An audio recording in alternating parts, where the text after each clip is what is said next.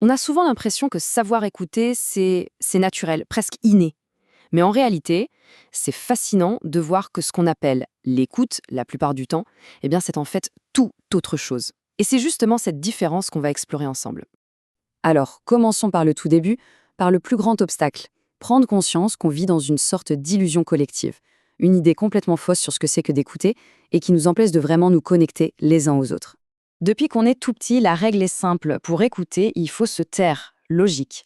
Mais cette règle, aussi basique soit-elle, elle cache une vérité bien plus complexe.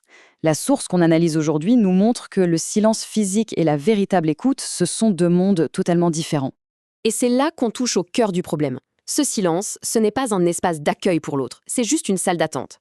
Pendant que la personne parle, notre esprit à nous, il est en pleine ébullition. Il prépare déjà sa réponse, il construit son argument. Bref, le calme extérieur n'est qu'une façade pour une véritable tempête intérieure. La question devient donc essentielle. Si écouter, ce n'est pas juste se taire, alors qu'est-ce que c'est? Vraiment. La véritable écoute, en fait, c'est un changement total de regard. C'est moins une technique de communication qu'une posture intérieure. C'est décider, consciemment, de mettre son propre univers en pause pour offrir un espace où l'univers de l'autre peut enfin exister, pleinement. Mais bon, si c'est si simple en théorie, pourquoi est-ce que c'est si difficile en pratique? Eh bien, c'est parce que, sans même qu'on s'en rende compte, on a des saboteurs internes qui travaillent contre nous en permanence. Le premier saboteur, et c'est sans doute le plus courant, c'est ce petit mécanicien dans notre tête. Il travaille en secret, même quand on pense être le plus attentif possible. Ce monologue intérieur, il aspire toute notre énergie mentale. L'énergie n'est plus tournée vers la compréhension de l'autre, non. Elle est entièrement focalisée sur la construction de notre propre argumentaire. L'écoute, qui devrait être une exploration, se transforme alors en une sorte de combat mental. Le deuxième saboteur, c'est un réflexe. Un réflexe mental qui claque la porte à toute forme de curiosité réelle. Au lieu de simplement recevoir les mots, on les classe, on les évalue, on leur colle une étiquette, et ce, de manière quasi instantanée. Ces étiquettes nous empêchent de voir la personne, son vécu, on ne voit plus que le jugement qu'on vient de poser sur elle. En fait, l'écoute s'arrête exactement là où le jugement commence. Et puis, il y a le troisième saboteur. C'est le plus visible de tous, mais son apparence est trompeuse. Parce que derrière le simple fait de couper la parole, il y a des raisons bien plus profondes. Interrompre, c'est rarement anodin. Ça vient de l'impatience, bien sûr, mais très souvent aussi, ça vient d'un besoin de pouvoir, de contrôler. Et son impact peut être terrible, parce qu'on ne coupe pas juste une phrase, on coupe un élan émotionnel, on coupe une tentative de se livrer. Forcément, tous ces saboteurs ne sont pas sans conséquences. Le prix à payer pour cette mauvaise écoute, eh bien, il est souvent très très élevé dans nos relations. Ne pas se sentir écouté, ça va bien au-delà d'une simple frustration.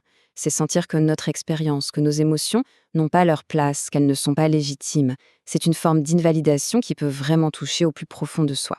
Et on arrive à une contradiction assez folle. L'être humain, au fond, il aspire à des connexions authentiques, il a besoin d'être compris. Et pourtant, nos propres mécanismes, notre ego, nous poussent à faire exactement le contraire, à saboter ce qu'on recherche le plus. Alors, comment on sort de ce paradoxe? La source qu'on étudie propose une piste vraiment intéressante. Une clé qui ne se trouve pas à l'extérieur, mais bien à l'intérieur de nous. La vraie compétence, finalement, ce n'est pas de perfectionner l'art de la répartie, c'est de cultiver l'art du silence intérieur. De créer en soi un espace mental calme, un espace qui soit entièrement disponible pour accueillir l'autre. Ce chemin, il se décompose en 4 silences à apprivoiser. Premièrement, faire taire l'ego, ce besoin d'avoir toujours raison. Deuxièmement, retenir l'impulsion de répondre tout de suite. Troisièmement, renoncer au besoin de dominer la conversation. Et enfin, le plus difficile peut-être, suspendre le jugement automatique. C'est un véritable entraînement. Attention, écouter, ça ne veut pas dire qu'on abandonne ses convictions ou qu'on est forcément d'accord. Non, pas du tout. C'est avant tout un acte de générosité. C'est offrir à l'autre un espace pour exister et valider son droit d'être entendu, peu importe notre opinion personnelle. On vit dans un monde où l'expression de soi est partout, où chacun cherche à prendre la parole. Et dans ce contexte, la capacité à offrir une écoute sincère et profonde devient une qualité extrêmement rare, presque contre-intuitive, et donc exceptionnelle. L'écoute devient alors un véritable cadeau, une ressource incroyable que l'on peut offrir et qui a le pouvoir de transformer complètement la qualité de nos relations les plus importantes. Cette dernière pensée résume tout. La vraie question à se poser dans chaque conversation devient alors, est-ce que je suis en train d'attendre mon tour pour parler ou est-ce que je suis en train de faire de la place pour l'autre? La réponse à cette simple question, elle a le pouvoir de tout changer.